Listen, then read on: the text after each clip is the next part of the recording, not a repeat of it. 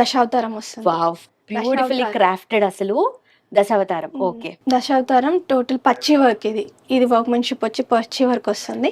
సీజెడ్స్ and emeralds with combination of beads. Okay. So ఎంత amazing shine అవుతుంది అసలు. Actually ఇలాంటి జ్యువెలరీ వేసుకుంటే లైట్ పడ్డప్పుడు కూడా ఇన్ఫాక్ట్ డిఫరెంట్ షైన్ వస్తుంది దీనికి. ఎస్, 80 గ్రామ్స్లో వస్తుంది ఇది లైట్. ఓకే. 80 గ్రామ్స్లో మీకు హెవీగా టోటల్గా దశావతారం వస్తుంది. ఓకే. సో మనకు ఈచ్ మొత్తం ఓవరాల్ లాంగ్ హారంలో చూసుకుంటే దశావతారం అండి.